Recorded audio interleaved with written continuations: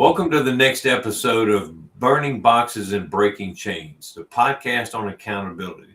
Today we're going to be talking about accountability in the form of It's My Fault. Joined today with my friend Chris Johnson from the Carolinas, and Chris is a John Maxwell Certified Speaker, Trainer, Coach, and a Certified Disc Consultant. And Chris can talk to people about business from both sides of the table. He spent 10 years in the corporate world and 20 years as an entrepreneur. But today, he helps business owners develop their businesses with sales, leadership, and mindset development. Welcome, Chris, to the show. Oh, thank you for being here. Thank you. So, Chris, a couple of things that we've talked about in the past too about accountability and it being my fault. And without going too much detail, if you know what I mean, the time that in your life that something occurred and you realized it's my fault and it made all the difference. Oh, Lord, there's several of those. I feel you. Yeah. But one in particular, so, the day I got saved, so that was February 5th, 2005. And I literally stepped in my shower and I began to take a shower knowing I had to be in Fargo, North Dakota on an 18-wheeler trip, right? So I was a truck driver over the road. It's Saturday morning. I need to be in Fargo, North Dakota on Monday morning. So I'm already a day behind. So I get in the shower and abruptly something in my head explodes. And blood starts literally coming out of every orifice of my head. And I'm experiencing an overdose and I'm dying. And I knew at that moment that everything people had said had come true. That I would die alone, that I would die a drug addict and a drunk. And all that stuff come flooding back in my mind that I did this. I allowed myself to go down this path and I never stopped. And I called out on the Lord and he did. He saved me right there in that shower, high as a Georgia pine, been up for 4 days on cocaine. And he saved me in that shower. And lo and behold, I made it to Fargo, North Dakota on time with no drugs or no methamphetamines, no nothing to amp me up. But that shower experience let me know that the decisions I had made literally almost took my life. And I didn't have to make those decisions. I chose that life. And now I decided to choose a different one in the Lord Jesus Christ. So that's a really cool example. Wow. That's amazing. There's no telling sometimes when the Lord may show up in your life. So, yeah.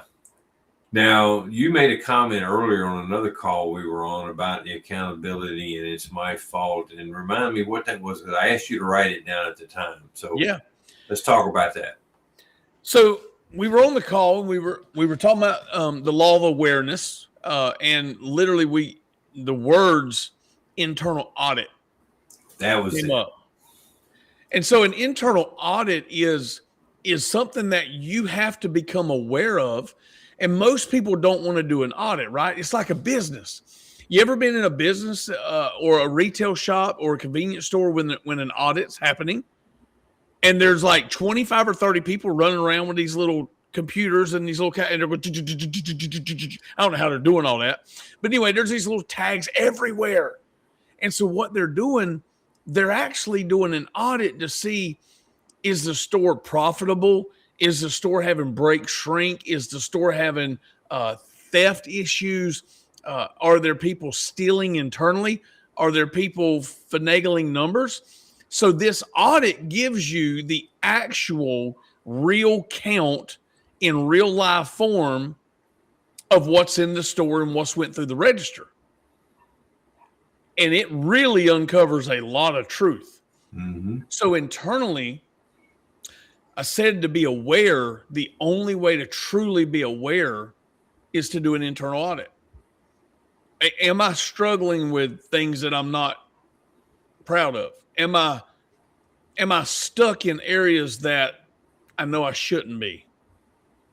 am I actually lazy in places when I should be productive? Am I making excuses of why things aren't better than they are? Am I having a victim mindset instead of a victor mindset? And the only way you're going to know those things is to have a true internal audit to see where you are versus where you wanted to be at this time. Absolute truth, man. I mean, that's the things I learned many years ago, probably just over 40 years ago. I had to start being brutally honest with the guy in the mirror. And I mean, brutally honest, and some of the language I use towards myself at times is probably self-defeating, but sometimes it's a wake-up call for me as well. But I had to be able to look at myself in the eye, and I tell people all the time, there were two words that made a huge difference for me: was why and what. Why am I saying this? Why am I doing that? Why did I think that? And you mentioned it earlier too, and I love the analogy. It's like peeling back an onion. And trust me, to get down to what truly drives you and truly makes you tick, you got to peel that onion back so many layers it's not even funny. And when you find the answer to those whys, then the next one is what? What am I getting out of this? Because trust me, if you're honest with yourself, you're getting something out of it. And sometimes maybe with the addiction, you're just getting the escape because you didn't want to deal with all the other stuff. That's what I tell people too. When it comes time when you hear someone say, they made me mad. No, you may have gotten mad, but that was on you. It wasn't on them. That's right. I tell people all the time, there's only 4 things in this world that you're in control of. That's how you think, what you feel, what you say, and what you do. Those 4 things are totally in your control. And sometimes because they said something, it may have hurt your feelings or made you sad. And it's way easier to deal with anger, to push them away because you didn't want to feel that sadness or that pain. That's exactly what it is. Yeah, it is. And I know that's what it was with me. I wasn't wanting to deal with that stuff. So I'd get angry and lash out and it'd push them away. And I didn't have to deal with it anymore. And I found that as a coping mechanism. When things happen in my life, it's easier to push them away and not deal with it. But now I know that is just part of who I am. And I mean, dude, I'm the guy that tears up, and sometimes on Publix grocery store commercials, when they have a good, warm-hearted story going on, I'll tear up during that because it brings back memories. And I'm okay with that. Yeah. And it's like sometimes I, jokingly with a guy that I worked with for years, he made a comment one time, that old macho thing about men and wearing pink shirts. He said, can y'all believe he said that with a straight face wearing that pink shirt? I said, dude, if you think this means anything about my masculinity, I say, ain't nothing here but air and opportunity. Come get you some, So it's like that. That's not, I like pink, it has nothing to do with that. So, and being able to stand on my own 2 feet and know who I am as a person. Yeah, that's good. That's really good. So when it comes to that, tell me some of the things that you've learned about Chris when you realized it was your fault and the things that you did to move past that, to take accountability today and what's going on in your life. Well, from just that one same episode, and realizing that I had a problem and then, my wife holding me accountable every day. And it took around 6 months, to fully break that addiction, like to fully break it. It took a little while, but she continuously held me accountable and helped me overcome that. And that's no different than a business process or dealing with confrontation in your life when it comes to people that you have conflict with. Everything in life, you just have to develop a process and a system in order to get over, go through, or go around whatever hurdles ahead of you, right? And most people just they ostrich on us. They put their head in the sand and pretend it don't exist. And like, if I don't think it's here, it's really not here. Exactly. No, it's here. If I don't acknowledge it. Yeah. If I don't acknowledge it, it ain't here. Right. And the longer that you let the thing fester, it's like a scab. Let me give you an example. This is a really powerful story here of an example of what we're talking about. You ever had a scab? You got scars? Many. You got scars? Yep. Got Okay. scars still with them. So, did you know that a scar is a place where a scab once lived? Mhm. All right, now let me explain to you the difference. We're talking about festering here now. If you ignore and disengage from the fact that there's a sore on your body with a scab, and you don't treat it, and you don't pay it any attention, and you let it get infected, or you don't let it get infected, you pay it too much attention, and you continuously pull it off, and you continuously pull it off, and you're reopening the scab, right? So either you ignore it and you don't treat your wound at all and it gets infected, or you consistently pick at your wound and you aggravate the wound. Now it's getting deeper and deeper and deeper into the tissue, and it hurts more and more and more because it's a scab. But the moment, Jeff, that it turns into a scar, like right there, I can rub that and it don't hurt. It's a place of past pain that has been dealt with and healed. So if you have instances in your life where every time somebody touches it, it's sensitive, that lets you know you have a scab. It's not a scar, it's a scab because it's tender. Yeah. If you touch on an issue in your life and it now no longer hurts, or it don't bring pain to your mind, it has developed into a scar that now you can show other people your journey and the victory over it. But by putting your head in the sand, you'll always have a scab. That's the thing, back to the why and the what. And if you're doing that with situations in your life, why do you keep doing that? And what are you getting out of it? Yeah. Sometimes it's, you're looking for sympathy or, from other people. You're looking at the poor me stuff. And you have to be able to peel that back on yourself and be honest. It's like there was a time that I got sick a number of years ago, and I was, and I lived through it, which I've told you about. And I found myself telling just about anybody I ran into, and I stopped one day. I said, "Why are you doing that? Why do you? I mean, you looking for sympathy? You made it through. Move on, dude." Well, it's like old Zig Ziglar. It's like old Zig Ziglar said one time. He said, he talked to an old lady, and he said he ended up telling her, "Ma'am, I don't think nobody can help you with your problem." She said, "Oh my God, nobody." He said, "No. Because if we mess around and solve your problem, you can't tell Joe, Mary, and Dawn anymore about your problem. Exactly. You don't really want it solved." They want an audience. They want an audience. I saw a thing the other day when storms come. We can take a lesson from some of the animals in this world too. When a storm is coming, cows will run away from it. Yeah. Buffalo or bison will run towards it. 100%. Because they know if they get through the other side, they're free to go, and they head right headlong into a storm. Yes, they do. Like that's what you need to be able to do, because sometimes those things are what shape us. That's when there was a time I was taking a class at Rollins College here in Orlando, and the instructor, he started out class. He said, "Who are you?" And people would throw their name out, or they were a husband or a wife or a brother or a mother.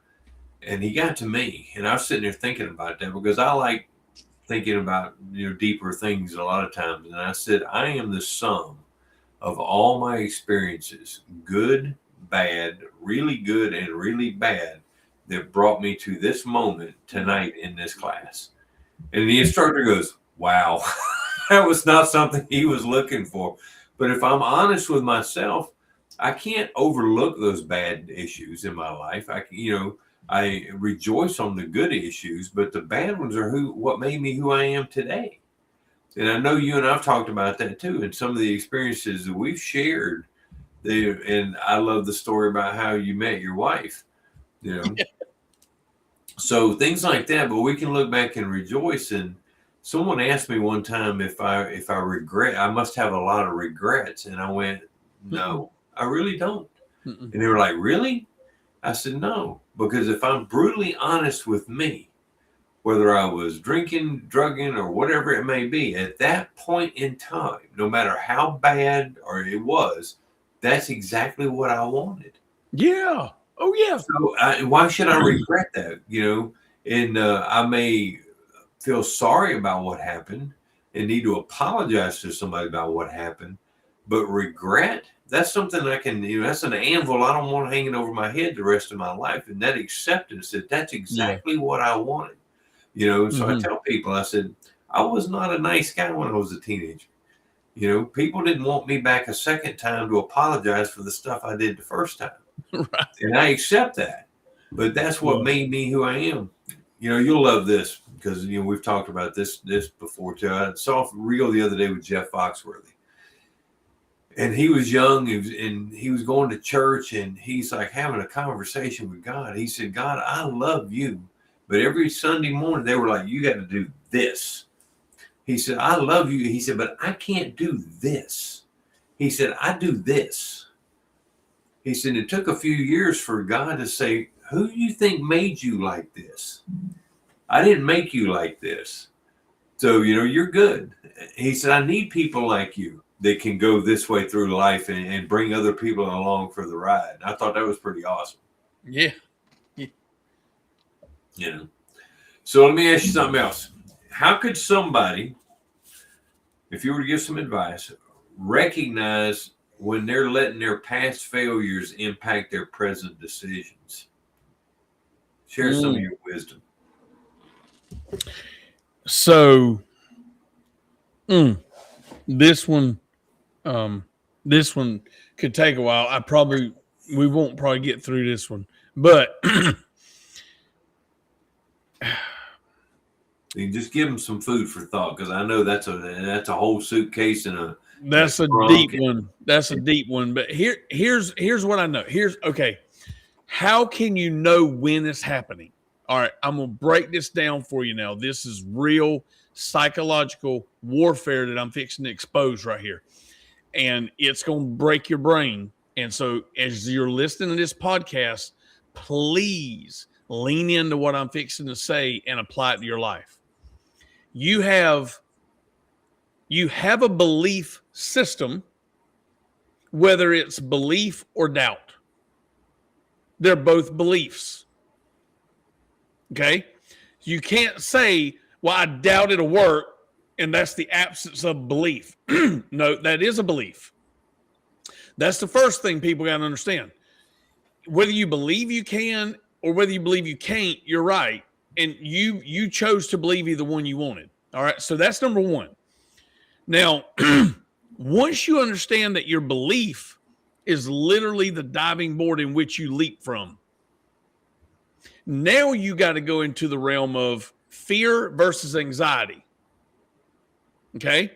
Fear is a very real and present danger. Something that could literally kill me. I walk out the back door and a man standing in my backyard pointing a .45 at me. I'm going to have an immense amount of fear because my life could literally be taken. Mm-hmm. I step out the door and there's a rattlesnake on my step. There's going to be an immense amount of fear. Fear and anxiety have the exact same metamorphosis inside your body, period. They look identical to the naked eye. Anxiety is casting a negative outcome on a future event that has not happened yet. That is anxiety. Okay? So fear is a very real and present danger now. Here's a problem now. I got a dude shoot me in the head. This is a problem.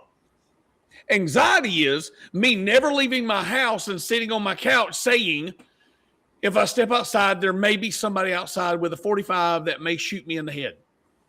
Maybe. One's fear, one's anxiety.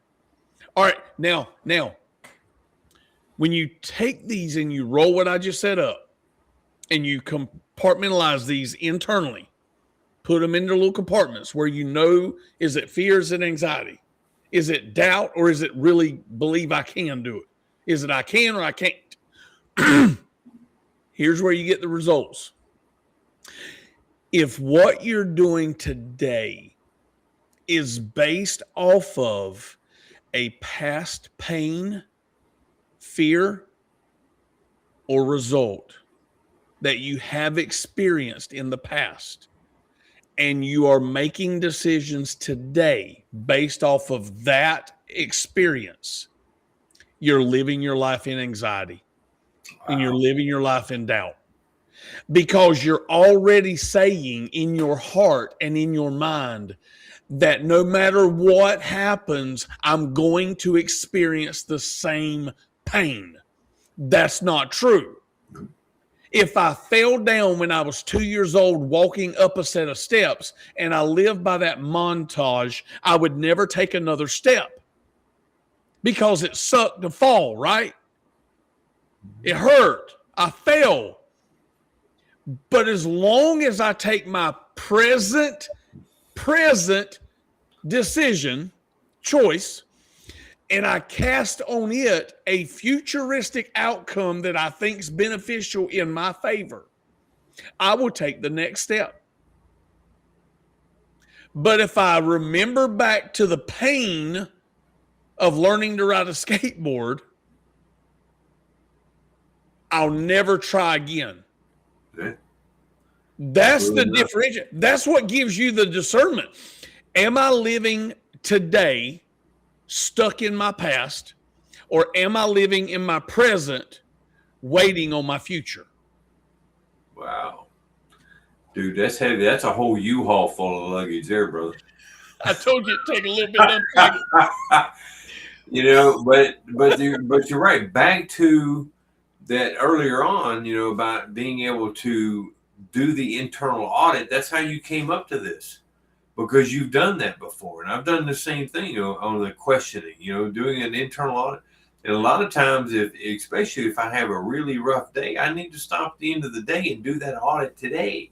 Mm-hmm. You know, and say, you know, if I did something wrong, I need to find out whoever it was I wronged and tell them I apologize. Yeah. You know, and own it right then. Yeah. Don't own care. It so I can move on, you know. So this, man, we're going to have more conversations going forward about this, brother. And I appreciate the little master class you put on today. That was very beneficial to sit through that and hear from some of the other guys. You know, you think about it now in the way, because you said you're what, 49? 46. 46. You're just a kid, man. I know, the technology that has changed so much, to have a guy on a webinar that is sitting in a tree stand talking to us that just blew my mind today. I said, that's pretty awesome. Yeah, that's cool. So as people are listening to this, and I'll have the schedule out before long, but I'm going to be dropping one of these podcasts every 2 weeks on Friday evenings at 6:00. It's going to be on my YouTube channel, on LinkedIn, and on Facebook.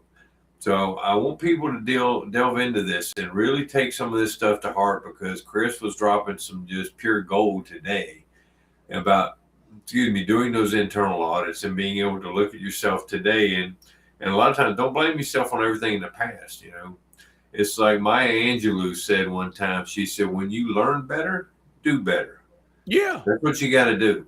Mm-hmm. You know, so I'm not that guy that I used to be. So that's the thing I tell people all the time. So once you learn better, do better. What's next on Chris's agenda? Man, going into 2026, and I know this podcast is going to drop possibly after the new year, but if you're watching the podcast, I want to give you my mantra, and this is just my saying, okay? You can have it, though. Take it as your own and use it. if you didn't thrive in 25, 26 is the year to get it fixed. I love it. I love it, dude. So me going into 26, I'm analyzing and auditing everything in my business and my life that worked, that didn't work, and the things that didn't work, 26 is the year to get it fixed. The things that did work, 26 year to get it fixed. Because if it worked, can I make it better? Can I double down on it? Can I make it more productive? Can I make it a better ROI? Can I become a better speaker, trainer, coach? And literally my whole thing going into 26 is to try to, I'm getting on at least 100 stages. This is one of them. I'm going to be on 100 stages this year in anticipation of growing a 7-figure coaching company. Wow. And I'm going to do that by being in front of people and being on stages. And so leveling up my communication skills, my making offer skills, that's what I'm focused on. So that's the next thing for me, is to help as many people as I can possibly help, serve the community and the nation as a whole as deep and as valuable as I possibly can, to see other people win at levels they don't even believe they're capable of, that I know they're able to do it. I know, because, man, I want to tell you this before we go. I know in my heart of hearts what we're created in the image of as mankind. The first thing somebody says about their self gives a lot of insight into what they actually want you to know about them. Mm-hmm. And think about it. Every time you shake somebody's hand, if you're in different environments, you may say different things about you to different people, because your first thing you say is the thing you want them to know the most. Okay. God never changes. He's the same yesterday, today, and forever. Is that right? That's what the Bible says. Yeah. All right. So here's the first thing God said about himself. God said, in the beginning, God created. It's the very first thing God said to creation was, I'm your creator. Then he said, I made man in our image, in our likeness. So God took a little bit of his creativity and put in every human being on earth. That's why I know people can make it. That's why I know business owners can thrive. That's why I know people can go so much further than they believe they can, because they have the creativity of God Almighty in their being, whether they trust, like, or know him or not. They're human, and God made them in his image, period. So I just want to expose that to as many people as possible, so that they can start believing in their capabilities and then giving God the credit for it. That's just me. That's awesome. Yeah, that's one thing I tell people all the time too, and I'll probably repeat it multiple times on this podcast, and people to realize nothing, absolutely nothing happens in this world by mistake. No. Every person, place, thing, and situation is exactly the way it's supposed to be at this moment. Yeah. And acceptance is the answer to all my problems. Yeah, man. So think about it as you go forward and you roll into 2026, or whenever it is that this podcast drops, when you listen to it, I want you to think about situations in your life and apply that it's my fault to it, and see what you did and how you can fix it going forward. Because that's how you're going to get to be better at whatever it is you may be doing, whether it's conversations, job, it doesn't matter. If you look at everything from the accountability and take full accountability, and Lord knows if you're shopping at my Costco, take accountability and put your shopping cart away. Don't leave it in the parking lot. So, Chris, thanks so much for being here today, and I look forward to more conversations with you, and hopefully I will see you at IMC in March. Yeah, man. Thank you so much. Hope you have a great 26, man. All right. Thanks, bud. Thanks.